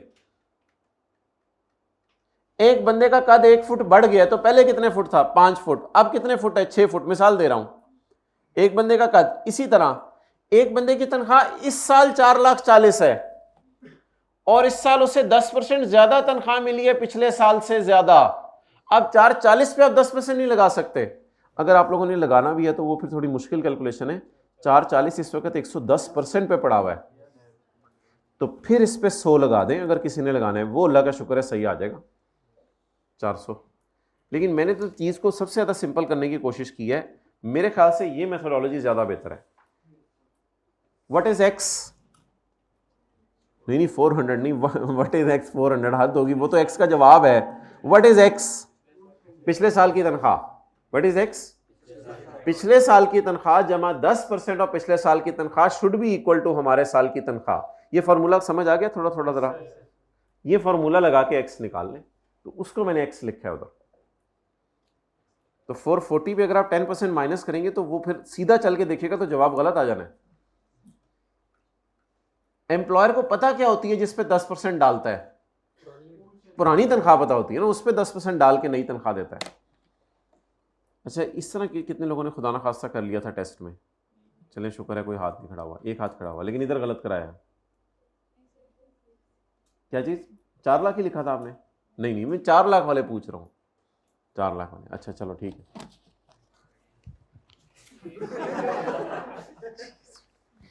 ओके आगे चलें। अच्छा रखती है ऐसी चीज़ों पे, पहले ही सोचा होता है। मुझे तो नहीं मिल रही, पहले ही मुझे पता था। हाँ जी, अब ये 4 लाख पिछले की, अब हम जब सवाल सॉल्व करना शुरू करेंगे तो हम करेंगे 4 लाख ज़रब 1 महीना, हाँ, और 4,40,000 ज़रब 11 महीने। डन। चलें जी, सवाल ख़त्म हुआ। किस नोट करना है तो कर लें, मैं बस वाइट बोर्ड की तरफ आने लगा हूँ। रशीद चीज़ें पड़ी पड़ी हैं, पता नहीं क्या हो जाता है पेपर में मुझे। कोई नहीं भाई, प्रैक्टिस होगी तो इंशाल्लाह चीज़ें पक्की हो जाएंगी। अभी आप एसएस न्यूमेरिकल कराने शुरू किए, अब इंशाल्लाह और हम प्रैक्टिस करेंगे, ठीक है। और जो लोग ये कहते हैं कि इस तरह के सवाल अगर पहले आप लोगों ने करा दिए होते तो हमारा भी टेस्ट अच्छा हो जाता, तो ठीक है, अगला टेस्ट देख लेते हैं आपका। अब तो करा दिए ना इस तरह के, अगला टेस्ट देख लेते हैं आपका। उसमें यार नए मसले तो आएंगे, लेकिन मेरे ख्याल से आधा सवाल तो अभी आज मैंने आपको 2 सवाल कराए हैं आज, एक फरहीन वाला और एक काशिफ वाला। आधा सवाल तो सही हो जाना चाहिए मेरे कराए बगैर भी, कि नहीं हो जाना चाहिए? तो आधा आई कैप तो आधा तब मांग रहे हैं जब आप पूरे 5 महीने पढ़ चुके हो, मॉक दे चुके हो, फाइनल रिवीजन कर चुके हो। अगर अभी आपसे आधा सवाल हो रहा है तो ये तो बहुत ज़्यादा है इस टाइम पे भी मेरे ख्याल से, तो थोड़ा कम पढ़ना शुरू मतलब ये कि आधा सवाल तो हो जाना चाहिए ना सही। आई कैप कितना चाहता है सवाल आपका सही हो? आधा, लेकिन इसके लिए पेपर सारा करना पड़ता है 100 नंबर का। हर सवाल आधा आधा सही करके आ जाए अल्हम्दुलिल्लाह। बहुत रेयर केसेस होते हैं। एक पठान लड़का एक दफ़ा मिला था, FAR 256 नंबर का पेपर करके आया था, कहते लेकिन करके बड़ा सुथरा आया था, बस मैंने बाकियों को हाथ नहीं डाला, पास हो गया था। लेकिन ऐसे केसेस बहुत कम मिलते हैं। जो करूँगा सही करूँगा, नहीं तो नहीं करूँगा। ये बहुत रिस्की अप्रोच है। बेस्ट अप्रोच ये है कि सारा करके जाएं। 10% उसको सालाना इंक्रीज मिलती है हर साल, 3 साल से यही हो रहा है। तो इस वजह से हमने इस साल की तनख्वाह को समझा 10% बढ़ी हुई है, तो पिछले साल की तनख्वाह हमने मिसिंग थी, उसको निकाल के फिर इस साल की तनख्वाह चेक कर ली कितनी बन रही है। वो तो 440 ही बन रही थी। तकी ने अपना घर किराए पे दिया हुआ है अपने कज़न को, सालाना किराया 2.5 लाख है, और इसमें एम्यूनिटीज़ एंड यूटिलिटीज़ का किराया भी पड़ा हुआ है 8,000 रुपये। हाउएवर साल का किराया सिमिलर हाउस का जो है वो 3 लाख है, लेकिन कज़न होने की वजह से, क्योंकि ताया का बेटा था, इस वजह से अब्बू ने कहा कि भाई इससे तुम कम पैसे लो। अम्मी कहती नहीं खाला के बेटे को दे दो, लेकिन अब्बू की मानी, इसने ताया के बेटे को दे दिया और किराया 3 लाख के बजाय कितना ले लिया? 2.5 लाख रुपये। तो ऑब्वियसली 3 लाख और 2.5 लाख में से कौन सा ऐड होगा? 3 लाख तो होगा, लेकिन 3 लाख में से कुछ माइनस भी करेंगे, क्योंकि ये एक और फड्डा भी तो है ना बीच में कि दिस द रेंट इंक्लूड, तो इसका अगर 2.5 लाख में ये इंक्लूड है तो फिर 3 लाख मार्केट वाले में भी इंक्लूड है, उसमें लिखा हुआ है however annual rent for similar house with utilities is 3 lakh. तो ये 3 लाख खाली घर का किराया नहीं है कि 3 लाख जमा 8,000 आप पेपर में लेके जाएंगे, 3 लाख में से माइनस करना पड़ेगा। और मजे की बात है ये 3 लाख टोटल है शायद, और वो 8,000 पर मंथ है। उसको डिविडेंड भी मिला है, cash dividend declared by company, company ने दिया था। शेयर रजिस्ट्रार ने इस पर टैक्स प्रॉपरली काटा है, तो ठीक है। शेयर रजिस्ट्रार वो होता है जो शेयर आपके नाम लगाता है, उसने टैक्स इस पे प्रॉपरली काटा है। अंडरलाइन करें आज एक लफ्ज़, क्वेश्चन पेपर बांटे, सोचें एक लफ्ज़, रिसीव्ड। रिसीव्ड या अर्न? ये एक नई चीज़ है जो मैंने आपको टेस्ट में डाल के करवानी थी। ये अमाउंट 85% है। He received the share registrar correctly deducted the tax. उसने प्रॉपर तरीके से काटा है। ये नई चीज़ है, मैंने आपको करवानी थी। अगर किसी ने नहीं भी टेस्ट में की तो परेशान होने की जरूरत नहीं। उसको टैक्स कट के ये पैसे मिले हैं, उसे टैक्स, तो ये अमाउंट 85% है। अगर लिखा होता ही अर्न डिविडेंड ऑफ इतने, फिर वो पूरा होता। अभी ग्रॉस है या ये नेट ऑफ टैक्स है, ये थोड़ा सा समझाने की कोशिश कर रहा हूँ। ये आपके लिए नई चीज़ है, कोई मसला नहीं, इसकी बहुत रिवीजन होनी आने वाले दिनों में, तो इस पर परेशान नहीं होना। ये कॉन्सेप्ट तो आपको पता है, लेकिन वो नेट होने वाला नहीं पता था। बाकी डिविडेंड बताएं, नॉर्मल रिजीम में जाएगा या फाइनल टैक्स रिजीम में जाएगा? फाइनल टैक्स रिजीम में जाएगा। फायदा हुआ जाने का? नहीं। चलिए, जिसको नहीं हुआ वो जाए। यार दरवाज़ा खोलो, यार कॉलेज के दरवाज़ा खोल दो इसके लिए, बल्कि ऐसा करो लाहौर के दरवाजे खोल दो इसके लिए। Working number 1, income from salary.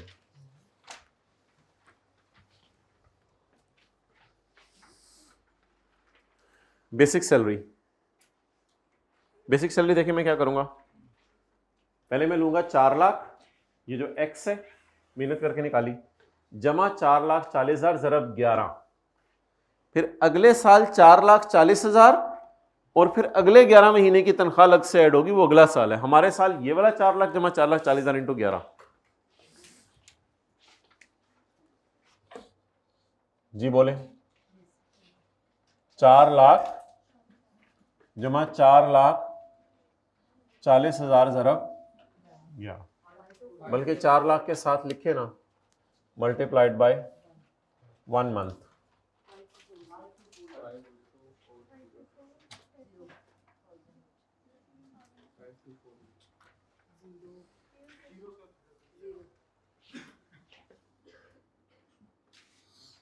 Okay,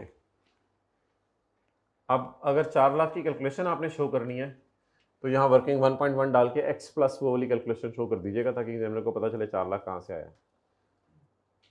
और अगर 3,96,000 भी शो करना है तो कर दीजिएगा कहीं शो करके, उसको पता चल जाएगा बच्चे से गलती क्या हुई है। अगर 3,96,000 भी लिखेंगे ना तो लिख के अगर आप 1 से मल्टीप्लाई कर देंगे तो थोड़े से मार्क्स जरूर मिलेंगे, क्योंकि उसको पता चलेगा कि इसको ये तो कॉन्सेप्ट है ना कि 1 महीने 11 महीने को अलग करना है। फटा इस सवाल में क्या था कि सैलरी महीने के एंड पे नहीं मिल रही थी। अगर यही सवाल में ये लिखा होता कि सैलरी महीने के एंड पे मिल रही है फिर तो टेंशन ही नहीं होनी थी, फिर ये 4 लाख पिछले साल यहाँ मिल चुका होना था, फिर तो मसला ही नहीं होना था। अच्छा, कन्वेंस अलाउंस एंटरटेनमेंट अलाउंस भी बढ़ता होगा। उसने लिखा हुआ 10% annual increase was given in each of the last 3 years. Annual increase किस में, इसमें या तीनों में? अच्छा, एनुअल इंक्रीज अगर सवाल बता दे तो ठीक है, नहीं तो सवाल साइलेंट होना, कुछ भी नहीं लिखा हुआ एनुअल इंक्रीज किस में, तो बेहतर है कि कैश अलाउंसेस में भी ले लीजिएगा, क्योंकि ऐसा नहीं हो सकता कि 20 साल 25 साल पहले जब वो आया था तब भी इंटरटेनमेंट अलाउंस 44,000 था, आज भी इंटरटेनमेंट अलाउंस 44,000 हो। तो जब सैलरी बढ़ती है तो साथ उसके बेनिफिट्स भी बढ़ते हैं, तो इसलिए कैश अलाउंसेस पे भी वही वाला काम करें। लेकिन अल्लाह का शुक्र है फिगर मिलती जुलती है। ये 4,40,000 था तो इसका 4 लाख आ गया था, ये 44,000 है तो इसका 40,000 आ जाएगा। कैलकुलेट करके देख लेते हैं। कन्वेंस अलाउंस पिछले साल कितना था मुझे नहीं पता, लेकिन पिछले साल वाले में कितना डला होगा, नया कितना आया होगा,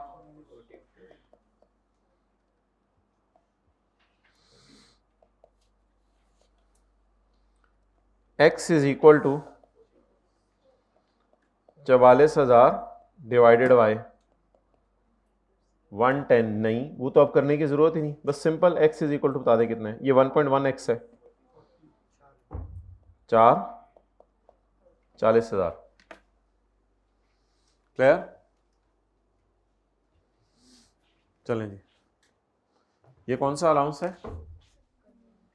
कन्वेंस अलाउंस। उसी तरह 40,000 ज़रब 1 महीना जमा 44,000 ज़रब 1 महीना इज इक्वल टू ज़रब 11 महीना। और अगला कौन सा है? वो तो वही होगा ना फिर, 5 लाख।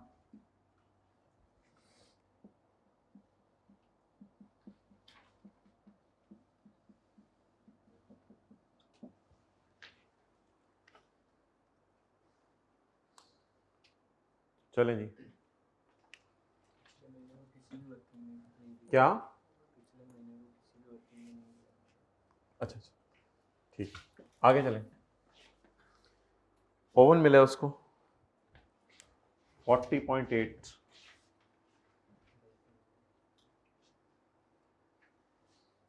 किस तरह ओवन का डोर खुलता है? थोड़ा सा इधर होता है, आप लोगों के यहाँ दूसरी तरफ होता होगा, हमारी तरफ इधर के बटन होते हैं। ये गोल वाला मेन बटन तो इधर होता है ना, बाकी इधर मिनट्स वाले इधर होते हैं, और इधर मटन कढ़ाई मुर्गा। अच्छा, ओवन कितने का? 40.8। 41 भी लिख सकते हैं इसको राउंड करके। ये वो सेक्शन था जिसमें लिखा हुआ था कोई प्रॉपर्टी ट्रांसफर हो जाए हमेशा के लिए, ये हमेशा के लिए इसको प्रॉपर्टी ट्रांसफर होगी, ये गिफ्ट मिला एक तरह का। अमाउंट तो कोई नहीं पे की एम्प्लॉय ने। बोनस है हमारे साल का लेकिन मिला अगले साल है। बोनस या सर्फ एक्सेल? नहीं, सर्फ एक्सेल कहाँ से आ गया, ये क्यों बोले सर्फ एक्सेल? रिसीव्ड इन हमारा ईयर या रिसीव्ड इन नेक्स्ट ईयर? तो फिर क्या करें, मैं इधर लाइन लगाऊंगा, इसकी आवाज़ आएगी, आपने साथ बोलने हाँ।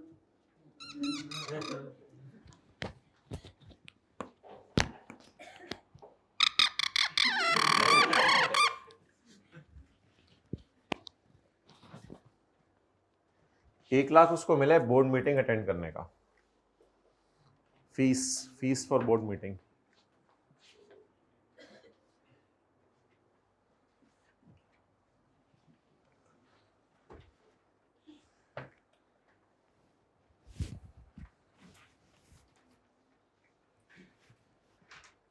चलें जी आगे।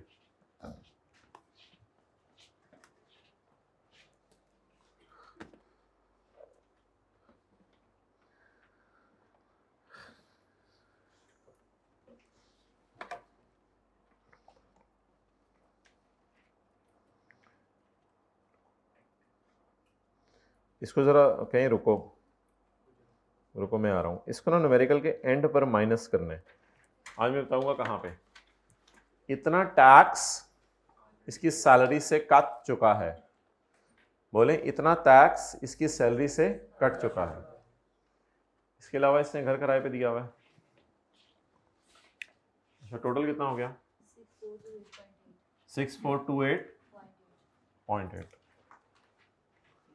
जी। इनकम फ्रॉम प्रॉपर्टी ग्रॉस कितना है? किराया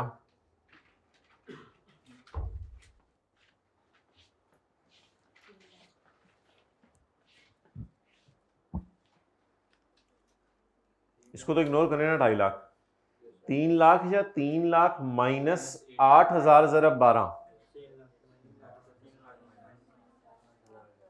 याद है हम हेड वाइज भी अलग करते थे, ईयर वाइज भी अलग करते थे, तो इधर ईयर वाइज अलग करने की जरूरत नहीं है, बस हेड वाइज अलग करें। 3 लाख माइनस 8,000 ज़रब 12। 3 लाख टोटल कराया है यार, वो आप लोगों को फिर भूल जाने, इस तरह करते होते थे ना, 3 लाख लिखते थे और 3 लाख लिख के यहाँ करते थे इनकम फ्रॉम प्रॉपर्टी और यहाँ करते थे इनकम फ्रॉम, अब याद आ रहा है थोड़ा थोड़ा, 8,000 ज़रब, यहाँ हायर वाला उठाया मैंने, कितना? 20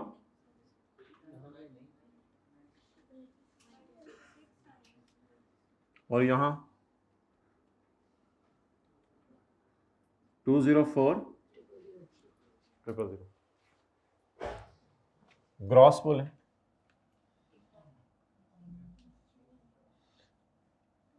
बस 204 लेस रिपेयर अलाउंस 1/5,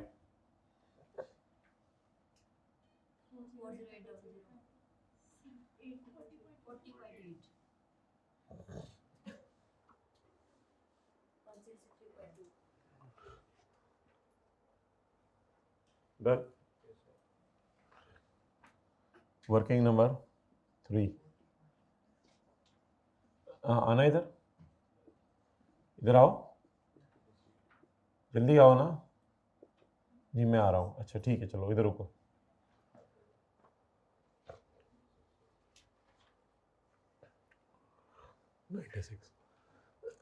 लेकिन यार अदर सोर्स के खर्चे नहीं दिए उसने, अदर सोर्स के खर्चे नहीं दिए, तो इसलिए बस वो हम माइनस नहीं कर सकते।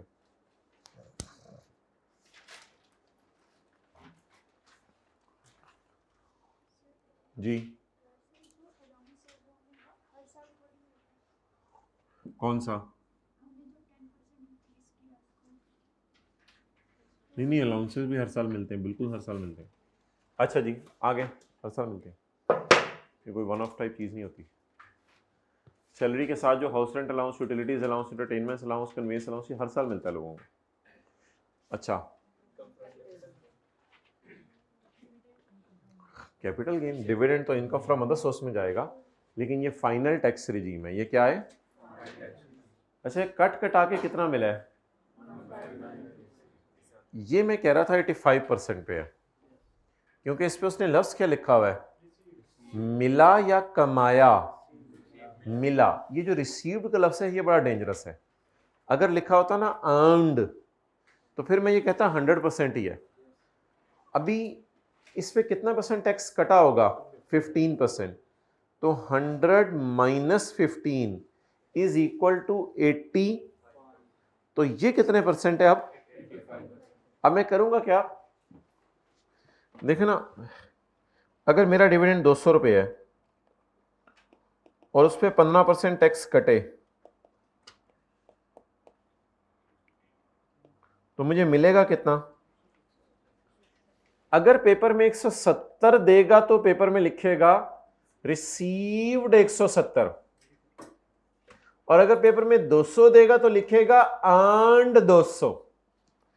170 से 200 पे मैं कैसे पहुंच सकता हूं? 170 से 200 पे 170 85% पे पड़ा है।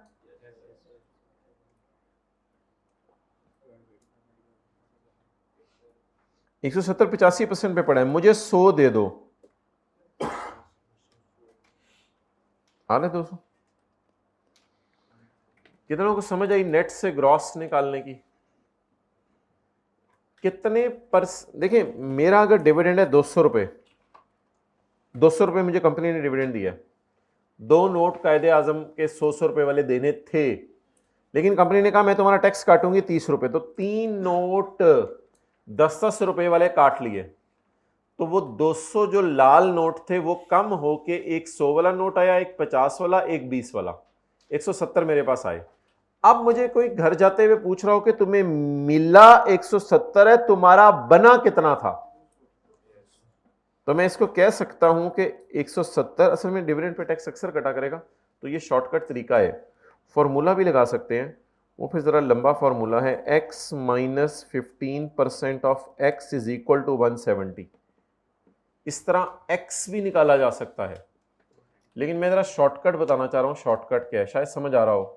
ये बात समझ आई? x माइनस 15 उधर उधर बढ़ रहा था, प्लस हो रहा था, इधर टैक्स, उधर सैलरी बढ़ के मिल रही थी, इधर टैक्स कट के पैसे मिल रहे हैं। इसकी बजाय ये ना कर लें, देखें सही है, 170 कितने परसेंट पे पड़ा हुआ है? 85 पे, तो मुझे कितना दे दो? समझ आई? तो ये फिगर किस तरह है? 85% टाइप है या 100% टाइप है? इससे मैं क्या निकाल लूं? 100।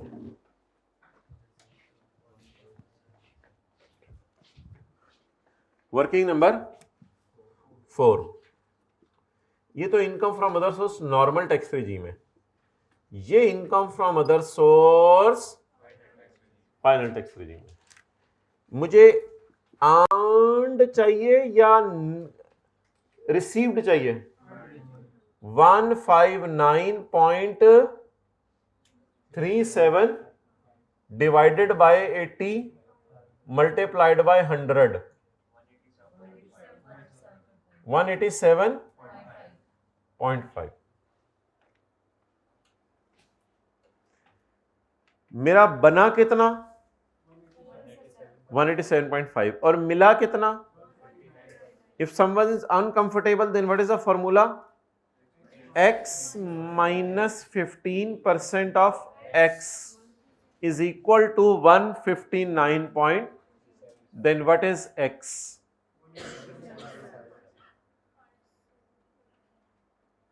जी,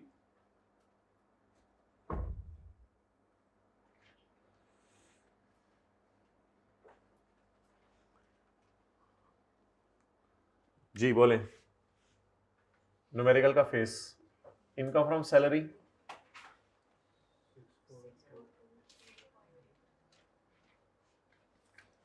आगे income from property, income from other source normal 96, और income from other source final tax regime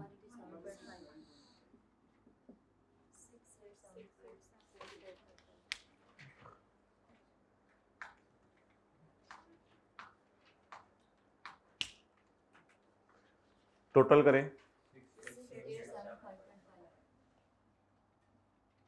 6875.5। कोई ऐसी इनकम ढूंढे जिसके साथ कोई अजीब सा लफ्ज लिखा हो, डिविडेंड। इसके साथ क्या लिखा हुआ है? क्या इस पे फाइनल रेट है अलग से कोई, या टेबल 1 2 वाला final tax rate less dividend income from other source final tax raising. जी बोले। हाँ जी, डबल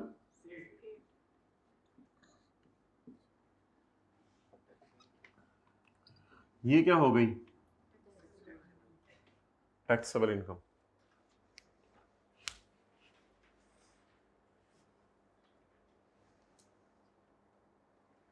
ये क्या चीज है भाई हाथ में जो पकड़ी हुई है? कुछ नहीं करना इनका। अब क्या निकालें इस पर? टैक्स करें जी। इस फिगर का लें 75%,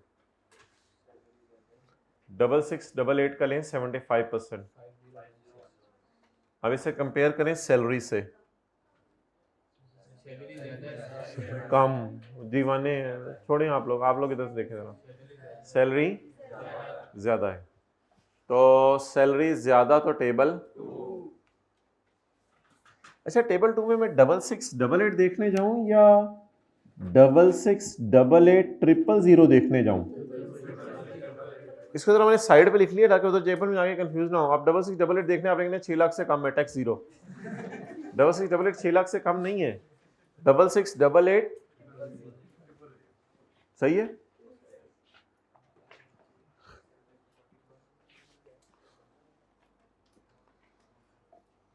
अच्छा, इधर समझ आ रहा होता है, पेपर में पता नहीं मुझे क्या हो जाता है, टेस्ट में है यही मान।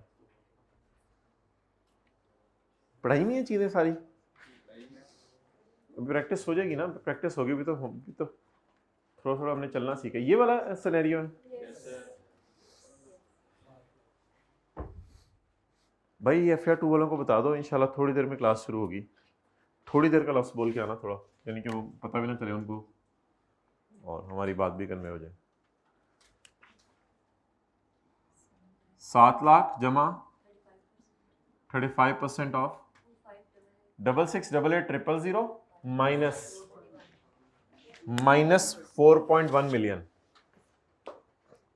जी। कितना?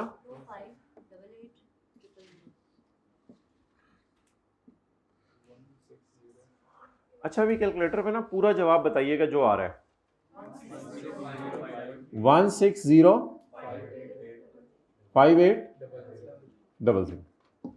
मुनासिब क्या है कि इसको इसी तरह लिख दें या कुछ करें,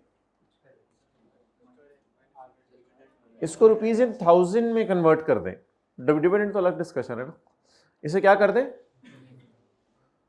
वो तो करना है, वो छोड़ो ना, इसमें माइनस क्या करना है छोड़े। अभी मैं कह रहा हूं इसको इस तरह लिख दूं या इसमें से कुछ माइनस कर दूं।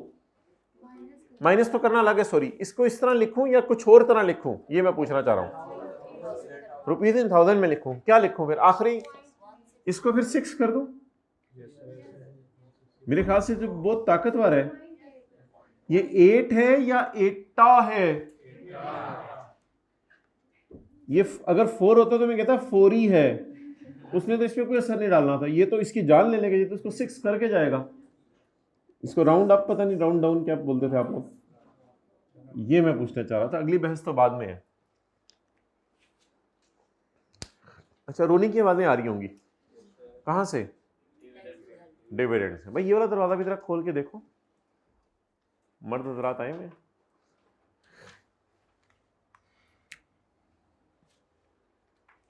FR2 एंड पे बैठते हैं, अभी जरा क्लास खत्म होने दें। Add tax on dividend. Tax on dividend कितना है? 187.5 इंटू 15%। 25% क्या हो गया? 28.125। छोड़े यार, अब नहीं टाइम हमारे पास, पेपर में भी कोई नहीं टाइम। 28 भी लिख देंगे तो चलेगा। Okay, catch out. अब क्या करें, ऐड कर दें। Great, that's the nice answer of today.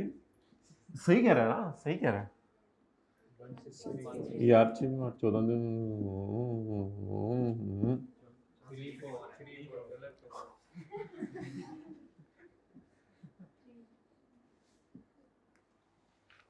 अच्छा जी, नेक्स्ट। नहीं, डिविडेंड वाले को दोबारा माइनस करें। डिविडेंड पे 15% क्यों लगाया है? क्योंकि अलग FR2 वाले FR2 निकाल लेंगे, इधर मत देखें, छोड़ें, हम हो गया इंशाल्लाह पास। आगे चलें, रिवाइज हो जाएगा वरना। लेस, आगे चलें, आगे आगे आगे आगे आगे। नहीं, ऑलरेडी डिडक्टेड को छोड़ें, पहले FR2 वाले बताएं को करना क्या। आप डिविडेंड का टैक्स ऐड कर दिया, अब क्या करना है जल्दी बताएं। लेस कर देंगे डिविडेंड वाला tax. Less tax on dividend. Dividend pay तो हुकूमत के खजाने में ऑलरेडी टैक्स जा चुका होता है, तो इसको लेस करें। आप जरा नीचे आते हैं, अब मुझे यहां से भी निकाल रहे हैं जी, निकले जरा, क्योंकि ये टैक्स ऑलरेडी गवर्नमेंट के खजाने में जा चुका है।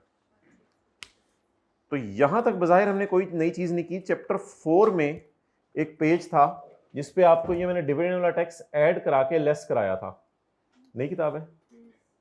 चैप्टर 4 में एक पेज था जहां पे मैंने आपको टैक्स ऐड करा के लेस कराया था। वो पेज था, अल्लाह आपके पिछले वाली लाइन वाले का भला करें, वो पेज था पेज 45 लिख लें। पेज 45 पे ये 28 को ऐड करा के लेस कराया हुआ है। अब अगर ये छोटे छोटे न्यूमेरिकल आप नहीं करेंगे तो FR2 वालों से भी पूछ सकते हैं कि फिर बड़े बड़े न्यूमेरिकल आते हैं तो मसला होता है। इसलिए छोटे छोटे न्यूमेरिकल साथ साथ किया करें। बोलें आप। एक और काम करना है ना, नया काम जो आज बताया था, ये सिर्फ ये एक चीज नई थी पेपर में कि कितना टैक्स ऑलरेडी गवर्नमेंट के खजाने में पहुंच चुका है। अच्छा, एक बात अभी देखिएगा, मैं आपको इंशाल्लाह अभी दिखाऊंगा। ये FR2 वाले बच्चे जो है वो सीरियस हैं। आप लोग टैक्स वाले बच्चे हल्की फुल्की, बाकी टीचर्स की छुट्टी थी तो आप लोगों ने छुट्टी मारी, लेकिन ये अभी मैं आपको दिखाऊंगा इंशाल्लाह, क्योंकि ये बड़े हो गए हैं, सीनियर हैं, ये ज़्यादा जिम्मेदारी का एहसास दिलाएंगे। अभी इंशाल्लाह हम दोनों दरवाजे खोलेंगे तो इंशाल्लाह देखिएगा 100 बच्चा वहाँ से निकलना इंशाल्लाह। नहीं, ये सीरियस है ना, ये बड़े हो गए हैं, दे आर मोर रिस्पॉन्सिबल, तो इनसे तो ज़्यादा अच्छी की उम्मीद की जा रही है कि ये तो छुट्टी जो मर्जी है कहेंगे, जब जो सर ने बुला लिया तो हमने तो आना है। अभी देखिएगा इंशाल्लाह आप देखेंगे, ये इनसे कुछ सीखना नहीं आपने, ये अपनी जगह, लेकिन देखिएगा अभी इंशाल्लाह दोनों दरवाजे खोल के ना, बाहर जम्मे गफीर खड़ा हुआ है। तो ये इतना टैक्स ऑलरेडी इसका हुकूमत के खजाने में पहुंच चुका है। Less tax already deducted. आपको पता है, मैंने एक क्लास में बताया था एम्प्लॉयर भी काटता है, पता है ना आपको। एम्प्लॉयर क्या काटता है? टैक्स काटता है। किस पर? एम्प्लॉय की सैलरी। तो ये भी गवर्नमेंट के खजाने में पहुंच चुका है। कितना? 2000। अल्लाह अकबर, मुझे लग रहा है आज जिंदगी में पहली दफा रिफंड आने लगा है। देखें, पॉजिटिव जवाब नहीं आ रहा। कैलकुलेटर पे बताएं क्या आ रहा है। माइनस कौन बोल रहा है? माइनस, हाँ, -396। क्या? -394 6। डिसाइड कर लो 4 है 6 से, जो भी है। पेएबल टू शहबाज शरीफ या receivable from Shahbaz Sharif? Payable to government या रिफंडेबल फ्रॉम गवर्नमेंट? रिफंडेबल या डंडेबल? Refundable from government. थोड़ा सा ना भी एहतियात से प्लानिंग करेंगे क्योंकि बाहर बच्चा ज्यादा है। तो आप पेयर 2 का बच्चा है, फिजिकल हाइब्रिड भर जानी आपकी सोच है। Refundable from 394। ऑब्वियसली बड़ा होता जाता है बंदा, जिम्मेदारी का एहसास बढ़ता रहता है। तेरी वजह से क्या छूटने लगा था। ये सवाल पूछने का टाइम है? खैर है सर। How dare he. अच्छा, हाँ, तो एम्प्लॉयर जो सैलरी देगा सर, वो नेट, तो उसके ऊपर किस तरह करेंगे, उसे ग्राफ पे लेके जाएंगे सर? वो पूरी ही सवाल में दी होती है।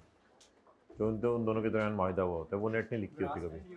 हाँ हाँ, वो दी ही ग्रॉस पे होती है, बताए ना बताए। ठीक है जी, अगला सवाल निकालते हैं। FR2 वाले बच्चे तो अब पता नहीं कितने हैं, देखो यार दोनों तरफ खड़े हुए बहुत हैं यार, बेइज्जती करा दी। कल के लिए क्या पसंद करेंगे? होमवर्क, चले मैं होमवर्क देख के कोई डाल दूंगा। अभी फ़िलहाल साथ वाले को ना ज़रा प्यार मोहब्बत से ले जाए लाइब्रेरी में, और इस 2 नमाज़ें ज़ोहर असर की पढ़वा के मगरिब तक इसको रवाना कर दीजिएगा घर, और इसको नॉन स्टॉप बिठा के आज पढ़ाएं। कर लें यार कोशिश, साथ वाले को ले जाएं, मना लें इसको, घर जा रहा है ये, लाइब्रेरी में बिठा दें इसको। हाँ बंद कर दो।